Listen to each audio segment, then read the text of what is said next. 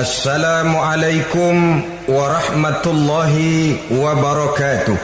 Waalaikumsalam warahmatullahi wabarakatuh. Saudara-saudara kaum muslimin, adapun iblis dan setan sudah menyadari betul bahwa iblis dan setan tempatnya di akhirat nanti jelas neraka. Itu mereka sudah sadari betul.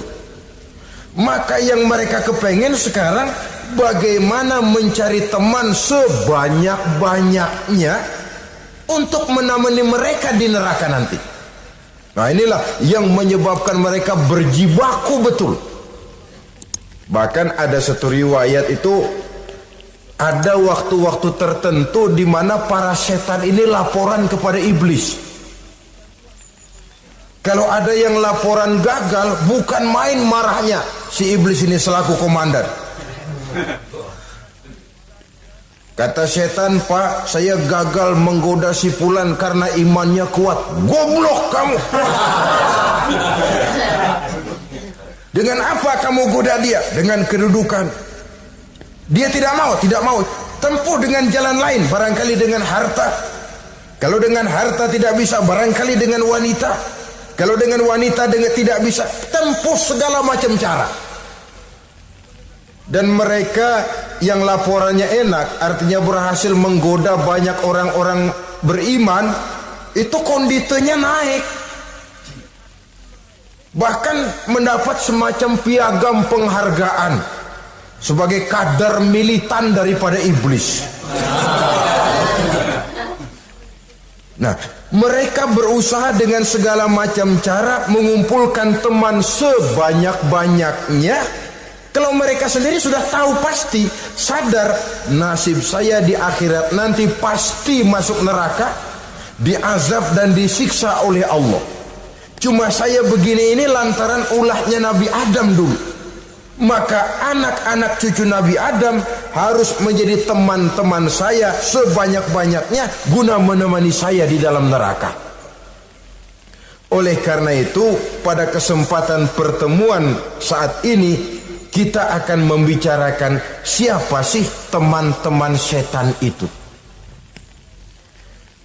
Diriwayatkan dari Wahab bin Munabbih bahwa pada satu hari iblis diperintahkan oleh Allah untuk datang kepada baginda Rasulullah sallallahu alaihi wasallam dan menjawab segala pertanyaan yang diajukan oleh baginda Nabi.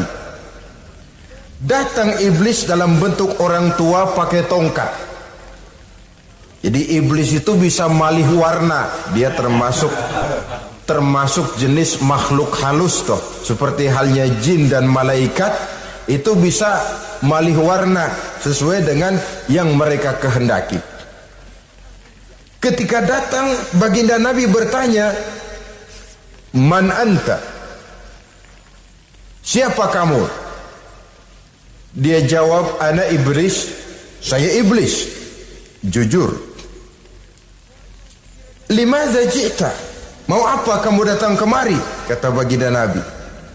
Dijawab oleh iblis, "Innallaha amaroni an atika wa ujibaka an kulli ma sa'altani." Allah memerintahkan saya untuk datang kepadamu dan menjawab segala pertanyaan yang engkau ajukan kepada saya. Nah, atas pernyataan ini baginda Rasul kemudian bertanya dengan dua pertanyaan. Pertanyaan pertama, iblis, "Kam ikhwanuka min ummati?" Ada berapa sih teman-temanmu dari golongan umatku? Dari golongan umatku, umat Islam ini, bukan orang lain. Kalau orang kafir sih sudah jelas, itu memang CS-nya iblis. Tapi dari umatku, siapa saja yang jadi teman-teman kamu iblis? Menjadi antekmu, menjadi alatmu sejak dari dunia sampai ke neraka nanti.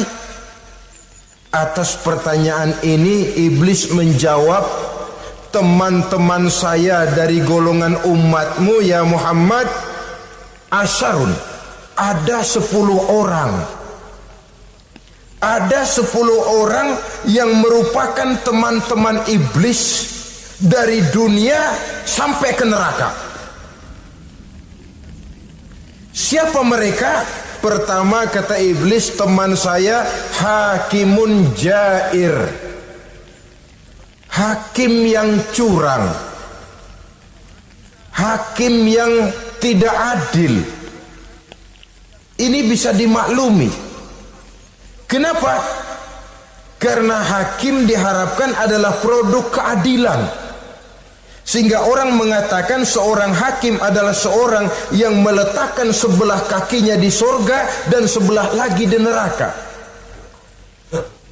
Kalau adil dia menghukum, kaki sebelah kanan yang akan menentukannya ke surga. Kalau licik dia menghukum, kaki sebelah kiri yang akan menjerumuskan dia ke dalam neraka. Saudara-saudara kaum muslimin rahimakumullah, sesungguhnya dalam kehidupan kurangnya sandang pangan bukan satunya-satunya sebab yang membuat orang menderita. Tidak teraturnya perumahan, kurangnya lapangan kerja bukan satu-satunya yang menyebabkan rakyat menderita. Tapi lukanya rasa keadilan, tidak tegaknya hukum sebagaimana yang diharapkan, itu juga bisa menjadi sumber nestapa, bisa menjadi asal dari segala derita. Oleh karena itu, hakim yang tidak adil, hakim yang curang, yang menghukum tidak berdasarkan hukum tapi berdasarkan kepentingan, berdasarkan pesan sponsor, hukum bisa dibeli, ada istilah mafia peradilan. Hakim-hakim macam ini yang akan menjadi teman-teman iblis. Dan tiap kali palu akan diketuk, iblis sudah bukan main sibuknya. Kekuasaan di tanganmu, hijau katamu, hijau yang akan berlaku, merah kau ketok, merah yang akan jadi keputusan. Orang lain tidak tahu ini kesempatan untuk jadi kaya, ini kesempatan untuk naik pangkat. Manipulir hukum tidak ada yang tahu karena orang banyak yang awam dengan hukum. Saudara-saudara kaum muslimin, kalau hukum sudah bisa dibeli, atau kalau hukum cuma untuk orang-orang kecil saja, ada kelompok-kelompok yang kebal hukum, maka akan timbullah kiamat di masyarakat, di mana yang kuat makin kuat, yang lemah selalu menjadi mangsa. Oleh karenanya, hakim yang serong, hakim yang durjana merupakan teman-teman setan, merupakan teman-teman iblis dari dunia sampai ke neraka nanti. Ini yang pertama. Oleh karenanya, pada dasarnya setiap kita adalah hakim untuk keluarga. Dalam pergaulan hendaklah adil di dalam memutuskan segala sesuatu. Lebih-lebih hakim yang memang menjadi pengayom masyarakat. Bukankah lambang para hakim digambarkan dalam bentuk neraca yang berimbang, tidak berat ke kiri, tidak juga berat ke kanan, dalam arti objektif memberikan keputusan sesuai dengan hukum, sehingga masyarakat terlindungi. Dan hakim yang adil secara praktis adalah musuh daripada setan. Dimanapun setan dan iblis paling gak demen sama hakim yang adil. Itu merupakan musuh besar bagi setan, yang menyalahkan yang salah, membenarkan yang benar, walaupun yang salah orang besar, yang benar orang kecil. Dan kita memang oleh baginda Nabi diajarkan satu doa, Allahumma arinal haqqa haqqa warzuqna tiba'ah. Ya Allah, perlihatkan kepada kami bahwa yang benar itu benar. Sebab sering kita lihat yang benar jadi tidak benar. Ini memerlukan kekuatan batin. Yang benar tampakkan kepada kami kebenarannya ya Allah. Sebab sekarang banyak ketidakbenaran yang dikamuflase. Banyak ketidakbenaran yang diberikan lipstick sehingga kelihatannya menjadi benar. Ini baik doa ini saya pikir dibaca oleh para hakim. Allahumma arinal haqqa haqqa. Ya Allah, perlihatkan kepada saya bahwa yang benar itu benar. Dan tidak cuma sekedar itu, warzuqni ittiba'ah. Berikan kekuatan kepada saya untuk mengikuti kebenaran itu. Sebab kadang-kadang terjadi juga dia tahu yang benar itu benar, tapi tidak punya keberanian moral untuk mengatakan bahwa itu benar. Dia tahu itu barang yang hak, tapi tidak terpanggil mengikuti yang hak, tidak punya kekuatan moral untuk mengikutinya. Lalu doa ini pun disambung, wa arinal batila batilan warzuqna ijtinabah. Wahai Allah, perlihatkan kepada kami bahwa yang batil adalah batil, bahwa yang salah adalah salah, bahwa yang munkar adalah munkar. Berikan kepada kami kekuatan untuk menjauhi yang munkar, yang batil, yang zalim. Saudara-saudara kaum muslimin rahimakumullah, kita sering mencaci kaum pelacur sebagai sampah masyarakat. Tapi sadarkah kita bahwa pelacuran di bidang hukum, pelacuran di bidang intelektual, kadang-kadang pelacuran di bidang agama, dalam arti menjual ayat untuk membela yang salah dan menekan yang benar, ini juga tidak kalah bahayanya dengan prostitusi, pelacur-pelacur yang kita anggap sebagai sampah daripada kehidupan masyarakat itu. Oleh karenanya, maka hakim yang adil merupakan musuh utama daripada iblis dan setan. Mereka akan sibuk sekali kalau seorang hakim sudah berketetapan untuk melahirkan keputusan hukum yang seadil-adilnya. Ini yang pertama, teman setan adalah hakim yang nyeleweng, yang tidak adil. Yang kedua, teman saya, kata iblis, ghaniyun mutakabbir, orang kaya yang sombong. Orang kaya sombong itu teman setan. Orang miskin sombong itu lebih teman lagi tuh. Sebab ini sudah kelewatan. Kalau orang kaya sombong barangkali masih lumayan lah, memang kaya. Tapi kalau sudah miskin sombong, minta ampun. Orang kaya yang sombong adalah musuh iblis.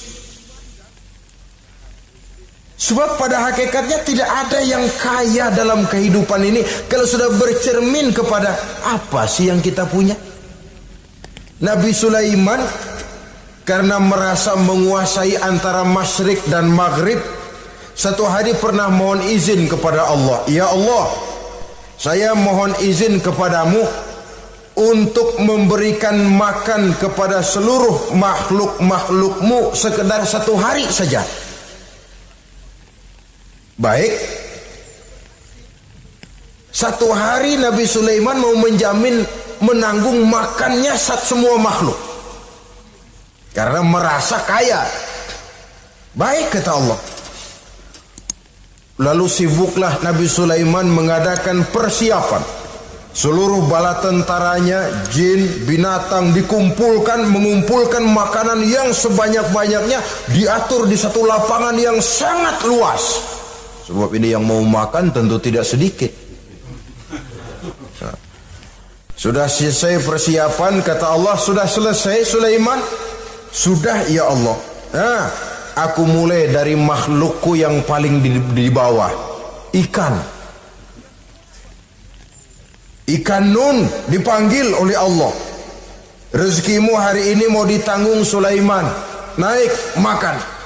Naik ikan ini. Sekali makan seluruh persiapan habis.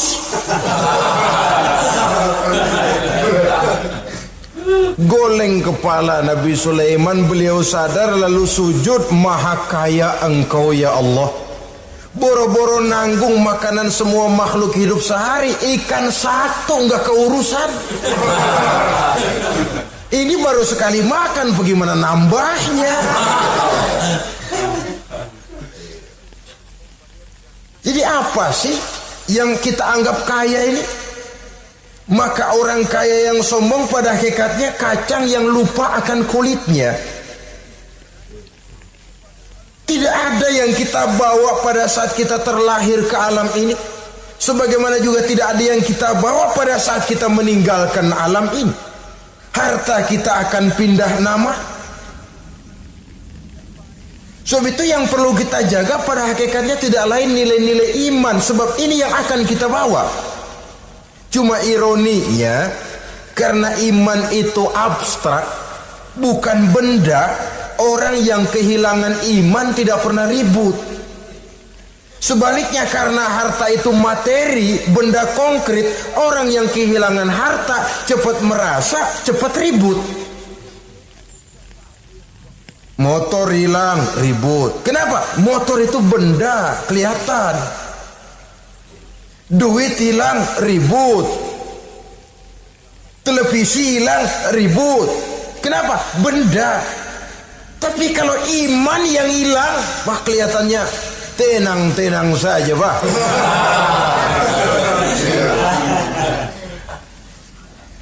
Padahal ini usaha iblis, bagaimana orang kehilangan iman, menjadi kafir, masuk grup dia untuk menemani dia di dalam neraka nanti.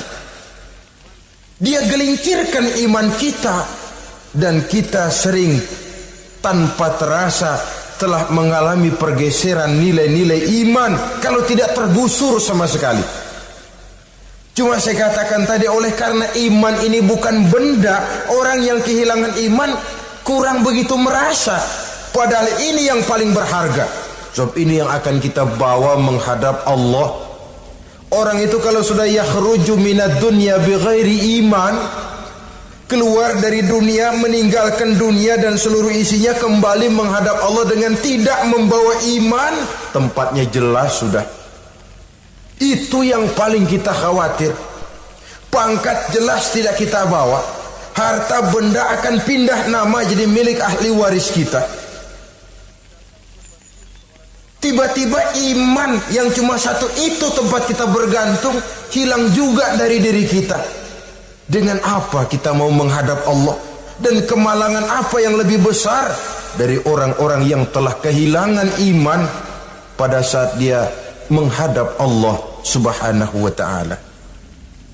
Karena itu saudara-saudara, terutama yang diberikan amanah berupa harta oleh Allah dalam kehidupan ini, bersyukurlah kalau saudara diberikan kepercayaan oleh Allah untuk menyalurkan rezeki kepada orang lain, seperti keran yang nyimpen air tapi tidak untuk dirinya, disalurkan kepada yang memerlukannya. Rezeki dia cuma lewat tangan saya, rezeki dia cuma lewat tangan saya. Berbahagialah orang kalau dipercayai Allah untuk menyalurkan rezeki kepada orang lain. Artinya agen. Yang ditunjuk jadi agen Allah, kok nggak bangga? Kalau sudah kemari cara berpikir, insya Allah rasa bakhil bin pelit alias medit bin koret.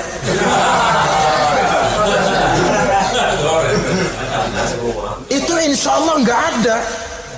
Kan kadang kita berpikir, yang nyari duit gue setengah mati, lu datang-datang mau minta aja pala lu. Kan itu toh kadang-kadang cara kita berpikir. Ya boleh jadi lalu terasa berat. Tapi kalau kembali kepada kesadaran, barangkali alhamdulillah rezeki dia cuma lewat tangan saya. Kalau saya nggak ngasih dia, barangkali nggak semudah ini saya dapat rezeki. Allah mudahkan rezeki saya karena saya sering membantu orang-orang yang memang memerlukannya. Andai kata saya nggak membantu mereka, belum tentu rezeki selancar ini. Tidak lalu enak aja, peras keringat gua banting tulang, pergi pagi pulang sore, lu datang-datang nada aja. Berbahagialah orang jikalau sekali lagi dia dijadikan agen oleh Allah untuk menyalurkan rezeki kepada mereka yang memang memerlukannya. Kalau tidak ke arah itu kita berpikir, yang timbul bakhil. Bakhil lalu bermegah-megah dengan hartanya, timbul kesombongan. Senang lihat orang susah, lalu dia sendiri dengan hartanya cuma to show only, pameran. Lewat di kampung senang kalau orang melotot lihat mobilnya yang serba mengkilap, sepatunya yang serba mahal. Senang kalau wah, semua gaya hidupnya serba jet set. Wah, wah, wah. Senang betul kalau melihat orang sudah serba bengong lihat keadaan dia. Timbul takaburnya, sombongnya, ngenyek kepada yang lain. Maka orang kaya yang sombong teman iblis, teman setan. Setan senang betul. Sebaliknya secara praktis, orang kaya yang rendah hati adalah musuh iblis. Saudara-saudara kaum muslimin rahimakumullah. Lain memang. Kalau kita diberikan ilmu di akhirat nanti pertanyaan cuma satu, ilmumu kau amalkan untuk apa? Kalau kita diberikan umur panjang, pertanyaan akhirat satu saja, umurmu kau habiskan di mana? Tapi kalau sudah harta diberikan kepada kita, pertanyaan akhirat dua. Min aina iktasabahu wa fima anfaqahu. Hartamu kau dapat dari mana, kau belanjakan kemana? Depan belakang ditanya.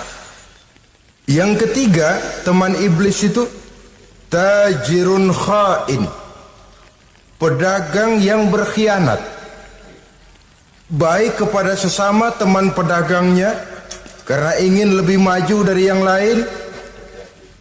Terjadi persaingan yang tidak sehat di berbagai bidang bisnis itu,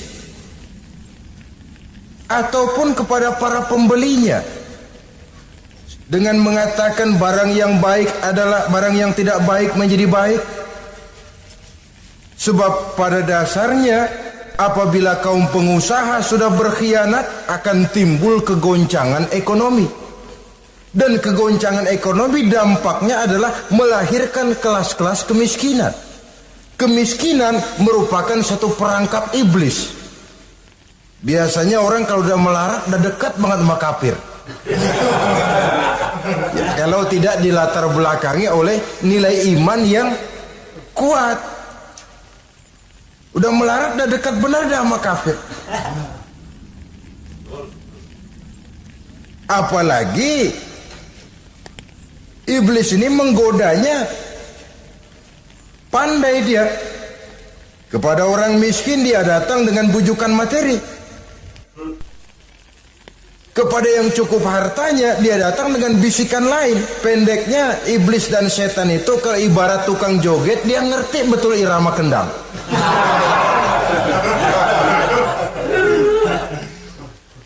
Di mana kelemahan orang itu dia selidiki, dia pelajari, dari arah situ dia masuk. Dan secara strategi perang, iblis dan setan ini posisinya memang lebih menguntungkan daripada kita. Kenapa? Dia melihat kita, kita mah nggak lihat dia. Dia bisa pelajari kebiasaan dan kecenderungan kita. Kita nggak tahu kadang-kadang kelemahan kita. Dari arah itu dia masuk. Posisi dan strateginya lebih menguntungkan daripada kita. Saudara-saudara kaum muslimin rahimakumullah. Bila ekonomi sudah goncang, terjadi penimbunan barang, terjadi spekulasi harga, timbullah kegoncangan sosial. Dan dikala itu setan dan iblis pesta. Dia merasa perangkapnya berhasil. Persaingan-persaingan yang tidak jujur, yang pada dasarnya akhirnya bukan cuma merusak sistem ekonomi, tapi juga mempengaruhi hasil kerjaan. Dalam tender-tender usaha-usaha besar misalnya, oleh karena mengajar supaya dia yang mendapat proyek, dia tidak segan sogok sini, suap sana, semir sana, usap sini. Tinggal untungnya sedikit dan dia harus dapat untung besar. Akhirnya apa? Proyek yang dikerjakan cuma asal sekedar jadi. Tidak seperti standar yang ditetapkan lagi. Juga tidak merupakan kesalahan yang sepenuhnya harus dibebankan kepada dia. Kesalahan yang merupakan siklus, mata rantai, sudah lingkaran setan. Itulah sebabnya sering saya ungkapkan, kalau manusia sudah jadi teman setan, lebih buas daripada bajing. Karena bajing cuma makan kelapa, tapi bajingan gak apa saja dimakan. Sudah jadi teman-teman iblis, tidak ngerti halal haram, hak dan batil. Ini kepentingan pribadi apa kepentingan orang banyak, yang penting sikat saja. Jadi yang ketiga ini targetnya memang kekacauan ekonomi. Yang kemelaratan, kemiskinan merupakan tangga untuk sampai kepada kekafiran. Dan iblis tahu betul itu.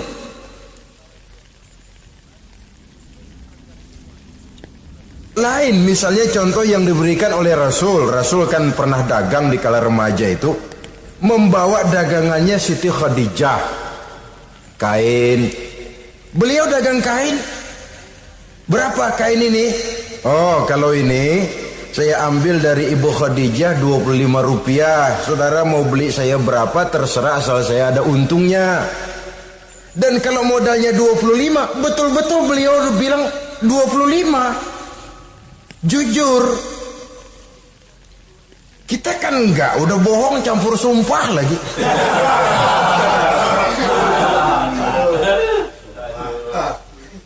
Ini yang ketiga.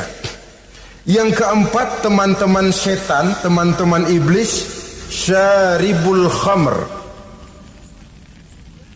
Orang yang minum arak, pemabuk, itu teman setan. Bahkan divonis tidak beriman orang yang pada saat meninggal dunia di dalam perutnya itu masih ada khamr. Tidak beriman divonis. Jadi dalam satu pesta di mana disediakan minuman-minuman keras, iblis itu sudah masang perangkap. Dan bila minuman itu dihampiri orang, dia mulai senang, wajahnya berseri-seri. Kalau minuman dituang ke gelas, dia tepuk tangan. Bila minuman mulai mengalir ke tenggorokan, dia jijimprakan iblis. Girang bukan main.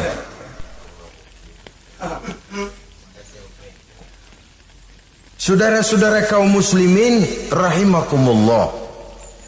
Kenapa pemabuk merupakan teman setan? Karena dalam keadaan mabuk, orang kehilangan daya kontrol. Perbuatannya nyaris tidak terkontrol lagi. Tidak ada rahasia, tidak ada harga diri, tidak ada sifat memelihara. Dan itu ciri-ciri daripada iblis. Syaribul khamr, orang yang suka meminum minuman keras.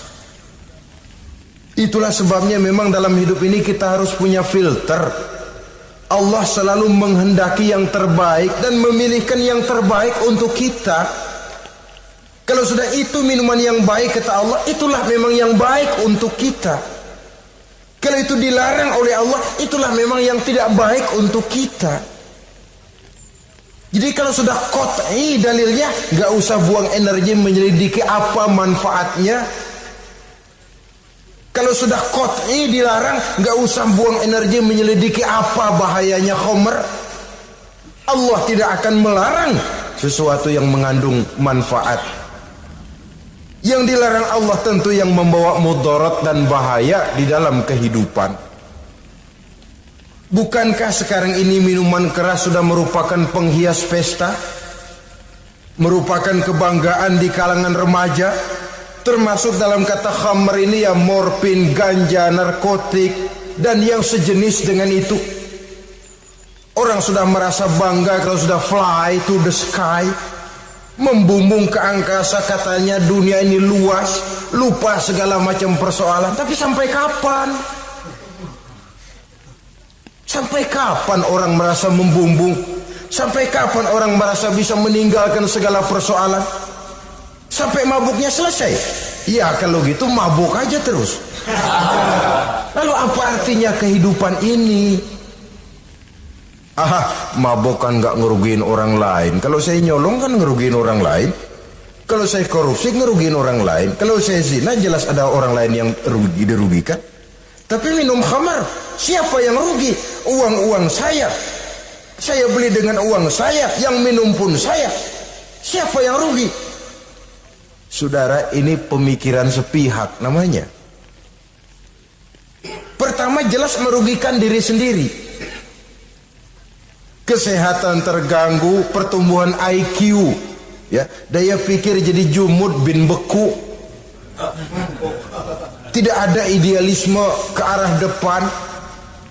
Yang ada ya, yang dipikirkan ya yang di depan hidungnya saja. Dan konon itu pada mulanya memang orang kan sifatnya cuma ingin tahu, nyobain, ketagihan. Ya kalau orang tuanya masuk golongan have, mampu. Kalau orang tuanya termasuk ekonomi lemah, sedangkan kecanduan hal yang tidak bisa ditangguhkan. Orang yang sudah kecanduan minuman keras, sekali dia tidak minum, sudah bukan main rasanya. Orang yang sudah biasa minum ganja, morfin, narkotik, satu kali dia tidak bertemu itu, sudah nggak keruan rasa. Orang tuanya tidak mampu, kenapa lalu nggak ngelamun yang negatif? Ya kalau dia keluarga have, orang tuanya masih ngelarang, dia bisa jual hal lain di rumahnya yang ada harganya. Tip deka itu, video kah itu, mobil kah digade dulu. Kalau di kampung anak-anak muda yang menengah ke bawah, kenapa enggak ayam orang disamber?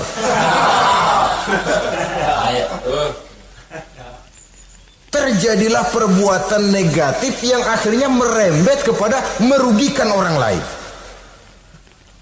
Hakikatnya zohirnya memang pada mulanya hanya merugikan diri sendiri, tapi lambat laun akan merembet juga kepada merugikan orang lain. Oleh karena itu pantas kalau dalam perjalanan Mi'raj begitu hendak start dari Masjidil Aqsa menghadap Allah, kepada baginda Nabi disodorkan 2 gelas minuman, segelas susu dan segelas arak. Muhammad, kau ambil salah satu minuman itu, kau minum. Mantap. Nabi mengambil gelas yang isinya susu lalu beliau minum. Selesai minum kata Jibril, "Shaddaqta ya Muhammad, laqad asabtal haq." Kamu benar Muhammad, pilihanmu tepat. Kenapa? Untung saja susu yang kamu minum. Kalau arak yang kamu ambil, kamu pilih dan kamu minum, pasti umatmu bakal pada jadi umat teler semua nanti. Nabi milih susu saja umatnya masih banyak yang teler. Apalagi kalau beliau memilih khamar waktu itu. Tapi ini sekedar simbol bahwa begitulah kita dalam hidup. Saudara, kalau di depan kita ditaruh segelas jamu, segelas sirup, kira-kira pilih mana? Jamu. Sirup apa jamu? Jamu. Orang yang berpikir panjang ke depan, dia bakal pilih jamu. Memang pahit, getir, nggak enak, tapi besok pagi badan enteng, kerja semangat, berpikir cerdas, gairah ada. Orang yang pikirannya pendek, ngapain jamu getir nih, sirup nih, manis ini. Dia minum, bukan main manisnya, besok pagi bibir pada jontor. Begitulah dalam kehidupan ini. Maka hendaknya kita berusaha dengan sekuat kemampuan untuk menghindarkan diri dari minuman keras dan pengaruh-pengaruhnya. Yang kelima, teman iblis itu al-qattat, tukang-tukang fitnah. Itu suling iblis itu, trompet setan. Sebab apa? Benar kalau Quran mengatakan, Nabi mengatakan al-fitnatu asyaddu minal qatli. Fitnah lebih bahaya dari pembunuhan. Sebab apa? Pembunuhan membunuh orang secara langsung, fitnah membunuh orang pelan-pelan. Kalau mati mah mendingan cepat daripada pelan-pelan. Pelan-pelan mati, cepat mati enakan cepat, nggak ngerasain sakit. Fitnah membunuh orang pelan-pelan. Nama baik orang hancur, dicoreng-moreng di tengah masyarakat. Maka tukang-tukang fitnah, teman-teman setan dari dunia sampai ke neraka nanti. Karena fitnah lebih bahaya daripada pembunuhan. Mengada-ada yang tidak ada diada-adakan, fitnah. Melebih-lebih, berita semeter jadi 3 meter, yang 2 meter. Ya kalau positif, kalau negatif, fitnah. Memang orang bilang kalau kita nitip duit jangan harap lebih, kurang bisa. Tapi kalau nitip omongan jangan harap kurang, pas saja sudah untung itu. Biasanya lebih, namanya omongan. 1 meter jadi 2 meter, 2 meter jadi 3 meter. Itu sifat dari yang namanya omongan. Kita kirim uang, udah gak bakalan lebih dah. Ini nitip uang sama saya 50.000, tambahin 10.000, langka yang berpikir begitu. Kurang malah bisa, enak aja nitip. Gue kan kemarin pakai ongkos, itu mah transport misalnya. Tapi kalau sudah nitip omongan, pas saja sudah untung loh. Biasanya malah lebih. Fitnah pernah melanda Nabi Zakaria. Fitnah pernah melanda Habil dan Qabil. Fitnah pernah melanda Nabi Ibrahim. Fitnah bahkan pernah melanda kehidupan baginda Rasulullah sallallahu alaihi wasallam. Dalam peristiwa yang lazim kita kenal dengan hadisul ifki, bagaimana gosip pun sempat mengguncang rumah tangga kehidupan baginda Nabi. Sehingga pantas kalau beliau sendiri mengatakan al-fitnatu asyaddu minal qatl. Fitnah itu lebih bahaya daripada pembunuhan, karena fitnah membunuh orang secara pelan-pelan. Saudara-saudara kaum muslimin rahimakumullah, lidah tidak bertulang. Sohirul jirmi azimul jurmi, kecil bentuknya tapi besar akibatnya. Kalau kita luka karena silet 2-3 hari boleh sembuh, tapi luka karena lidah seumur hidup kita ingat. Asal lihat orangnya ingat, nih dia nih yang ngomong kagak enak banget, gua tandain dah.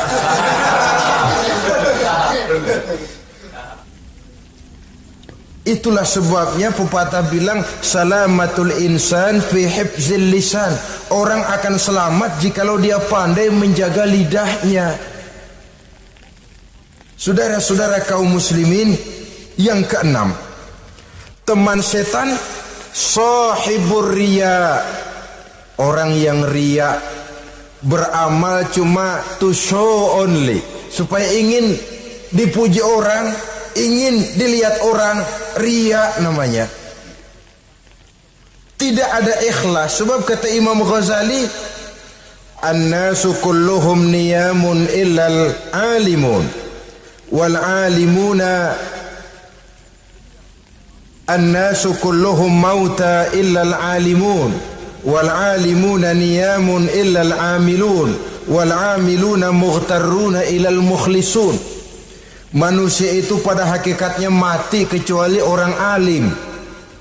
Orang alim sekalipun hidup hakikatnya adalah tidur, kecuali orang yang mengamalkan ilmunya. Dan orang yang mengamalkan ilmunya banyak yang tertipu, kecuali orang yang ikhlas. Tepat ini fatwa Imam Ghazali. Manusia hakikatnya tidur kecuali orang yang alim. Orang yang alim walaupun hidup tapi tidur, hidup tidur, ya nggak bisa berbuat banyak, kecuali orang yang mengamalkan ilmunya. Dan orang yang mengamalkan ilmunya banyak yang tertipu, kecuali yang ikhlas. Jadi kalau amal itu adalah jasad, ikhlas itu adalah ruh. Amal tanpa ikhlas patung. Patung tidak bisa berkembang, tidak bisa berbuat banyak, namanya patung. Itu amal tanpa ikhlas. Ini termasuk penyakit batin toh, ikhlas, riya, ujub, sum'ah. penyakit kepengen didengar orang, penyakit kepengen dilihat orang. Wah, kalau sembayangnya dilihat orang mantap betul, kayak besok mau mati. Tapi kalau sudah sembayang nggak dilihat orang, wah kilat khusus, cepat bukan main. Ria.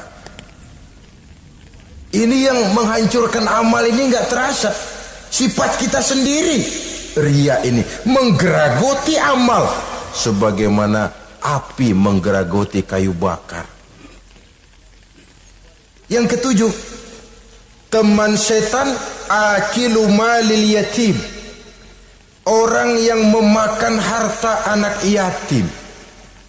Itu setan senang betul itu. Dia bisikan, nah kau kan ngurus anak yatim. Kau sudah menanamkan budi kepada mereka, jadi wajar kalau kau ambil bagian. Mula-mula memang dalam batas yang wajar, makin lama malah berebut sama yatimnya. Makin kesonoin, yatimnya malah nggak keduman, panitianya yang kenyang. Akilu malil yatim, orang yang memakan harta anak yatim secara zalim, ini merupakan teman setan. Sebaliknya, orang yang melindungi anak yatim, kata Nabi, seperti dua jari ini dengan aku di akhirat nanti. Dekat derajatnya dengan Rasul. Yang kedelapan, teman setan al-mutahawinu bis shalah. Orang yang nganggap enteng sholat, ngenteng-ngentengin sholat. Nanti aja dah, kalau udah tua-tuaan, sembayang mah gampang, saban sehari ada. Kalau ini nih tinju jarang-jarang. Al-mutahawin, ngenteng-ngentengin. Pada dasarnya agama itu mudah. Jangan dipersulit, tapi juga jangan dipermudah. Agama itu tidak berat, jangan diberat-beratin, tapi juga jangan dienteng-entengin. So yang enteng kalau kita entengin, akhirnya menganggap remeh. Mulanya memang sedikit, makin lama makin banyak, makin lama makin banyak, makin bertumpuk. Apalagi kalau sadar kita sholat adalah tiang daripada agama. Bagaimana rumah akan tegak tanpa tiang yang kuat? Bagaimana agama akan tegak dalam diri seseorang kalau sholatnya dia enteng-entengi? Jangankan yang sunnah, yang wajib saja. Kadang-kadang tutup lubang gali lubang. Padahal itu merupakan tiang pokok. Rumah itu untuk kuat harus ada tiang-tiang tambahan. Tiang tambahan ini ya nawafil, ya rawatib, solat-solat sunnah itu. Itu untuk menjaga stabilitas temperatur batin kita kepada Allah. Al-mutahawinu bis shalah. Jadi kalau sudah masuk waktu, beduk misalnya berbunyi, azan berkumandang, iblis mulai menyebar bala tentaranya. Pasukan, siap.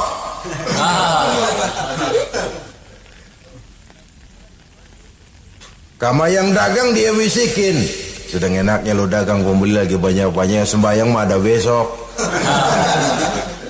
Sama yang kerja, jangan ditinggal, ini kerjaan tanggung, sembahyang masih ada besok. Saudara-saudara kaum muslimin rahimakumullah, andai kata kita berhasil, kita tinggalkan kesibukan, lalu kita pergi sholat, apa iblis diam? Setan tenang? Tidak, masih dia bisiki kita. Iya, kalau mau sembahyang ya sembahyang, cuma buruan udah. Nah, yang mau belanja, yang menunggu, bukan main. Sampai ruku kita tidak sempurna, bacaan kita semrawut, sujud kita tidak lengkap, sholat juga, tapi disitulah masuk iblis. Atau kalau itu kita berhasil cegah, ruku tertib, ada tumakninah, sujud bagus, iblis masuk lagi. Wah, memang sembahyang kamu mantap, orang lain gak ada yang sembahyang kayak kamu. Yang timbul apa? Ujub, sombong kepada diri sendiri. Begitu rapi sembahyang, lo ya pada kagak sembahyang, apaan lo? Gua nih Itu sudah perangkap iblis. Jadi lewat segala macam cara dan jalan, kepada yang ibadahnya bagus ditanamkan rasa ujub, kepada yang mau berusaha bagus ditanamkan sifat was-was, buru-buru. Saudara-saudara kaum muslimin, ini yang ke-8. Yang ke-9, mani'uz zakah. Orang yang enggan membayar zakat itu teman setan. Gak ada urusan sama zakat. Sayang-sayang harta dizakatin. Saudara-saudara, padahal zakat itu kata Nabi, zakku amwalakum biz zakat. Bersihkan hartamu dengan zakat. Jadi barangkali bercampur harta itu dengan sedikit yang tidak baik, bercampur dengan yang kotor. Zakat itu membersihkan yang lain. Kita misalnya dalam satu kelas punya murid 40 orang, 42 orang, ada 2 orang yang bandel, nggak ketulungan. Sudah segala macam cara kita perbaiki, nggak juga berhasil. Ini kan kalau nggak diatasi kan mempengaruhi yang teman-teman yang 40 orang. Untuk menyelamatkan yang 40 ini, nggak apa-apa yang 2 keluarin. Bikin pemecatan. Anak saudara, kami sudah tidak sanggup lagi mengajar. Dengan ini kami berhentikan dari sekolah yang kami pimpin untuk menyelamatkan teman-teman yang lebih banyak. Mengeluarkan yang 2 untuk menyelamatkan yang 40. So kalau tidak ini nanti ngerembet, yang 40 ngikut jadi ngeres. Itu juga harta. Zakat untuk membersihkan yang masih tersisa. Yang terakhir, yang ke-10, teman setan, musuh, teman iblis, man yutilul amal. Orang yang terlalu panjang angan-angan, penghitung bintang di langit, yang hidup cuma ngitung jikalau. Wiridannya cuma jikalau.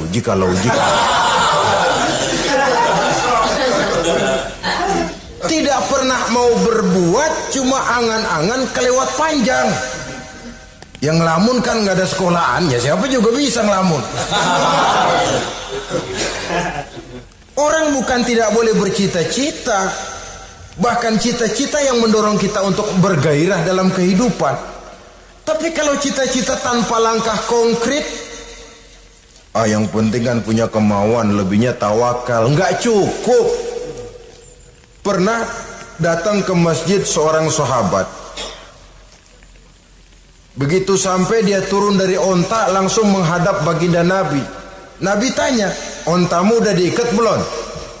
Belum ya Rasul. Kenapa? Saya tawakal kepada Allah. Tuh orang diomelin sama Nabi. Ikat dulu, habis gitu baru tawakal. Betul toh. Ikat dulu tuh onta, lebihnya baru tawakal. Kalau udah diikat masih lari juga, itu tawakal. Lah belum diikat udah tawakal. Orang yang terlalu panjang angan-angan, yang akhirnya kalau tidak merusak cara berpikirnya, akan mendorong dia kepada perbuatan yang negatif untuk mewujudkan angan-angannya itu. Macam misalnya ya, pakaian kepengen bagus, harta mau banyak, usaha ogah, kerja capek sedikit tidak mau, kepengen seperti orang-orang, lalu ngelamun. Kalau tidak jadi gila, ya merusak perbuatannya. Kan berapa banyak orang yang kepengen kaya gagal lalu jadi sableng. Kertas koran ditumpukin, dikantongin, dia kira gepokan duit. Hawanya duit udah banyak aja. Tulul amal, terlalu panjang angan-angan. Nah, saudara-saudara, kalau kita sudah tahu itulah teman-teman setan, teman-teman iblis, mari kita berusaha jangan termasuk salah satu di antara 10 orang yang menjadi teman-teman iblis ini. Lalu cara untuk mengatasinya bagaimana? Imam Al-Ghazali rahimahullah memberikan tuntunan. Pertama, untuk mengatasi perangkap setan, jangan sampai kita termasuk salah satu teman setan, zikrullah. Banyak ingat kepada Allah. Sebab Nabi bersabda, inna zikrallahi ta'ala fi janbi syaitan kal akillati fi janbi ibni Adam. Sesungguhnya zikrullah, zikir kepada Allah itu dapat menyakiti setan sebagaimana penyakit menyakiti lambung anak Adam. Jadi setan itu akan kurus kalau kita hantam pakai zikrullah. Setan tidak berdaya, lemah kalau kita hantam pakai zikrullah. Ingat Allah, selalu merasakan kehadiran Allah dekat dalam hidup. Itu senjata pertama. Dengan zikrullah, setan kurus. Kalau udah kurus, ya lemas, nggak berdaya ngadepin kita. Tapi kalau nafsu yang kita ikutin, kita umpanin tuh setan. Lah gemuk. Begitu gemuk, makin berleluasa dia ngutak-ngatik kita. Yang kedua, jangan mendekati tempat maksiat. Sebab man hama haulal hima yusiku ayyaqafi. Orang yang main di pinggir kali ditakutin kecebur di kali. Jangan mendekati tempat yang cenderung membawa kita ke tempat maksiat. Saudara-saudara, yang ketiga, mengosongkan perut. Dalam arti rajin puasa, puasa sunnah. Kata Nabi, inna syaitan yajri min ibni Adam majrad dam fadayyiku majariyahu bil ju'. Setan mengalir dalam diri manusia seperti mengalirnya darah.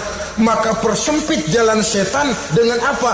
Bil ju', dengan memperbanyak lapar. Bukan memperturutkan syahwat. Pantas kalau Nabi bilang, saya adalah sekelompok orang yang tidak makan kecuali kalau kami lapar, dan kalau kami makan tidaklah sampai kekenyangan. Bukan enggak kenyang, tapi enggak kekenyangan. Yang terakhir kata Imam Ghazali, hendaknya kita selalu ingat bahwa tujuan iblis dan setan adalah menjerumuskan manusia, menyengsarakan manusia, supaya kita menjadi teman mereka di neraka nanti. Kalau ingat itu, insya Allah kita bisa mengerem diri. Nah, inilah saja yang dapat kita sampaikan pada pertemuan kali ini. Mudah-mudahan ada manfaatnya. Terima kasih dan mohon maaf. Usikum wa nafsi bitaqwallah. Wassalamualaikum warahmatullahi wabarakatuh.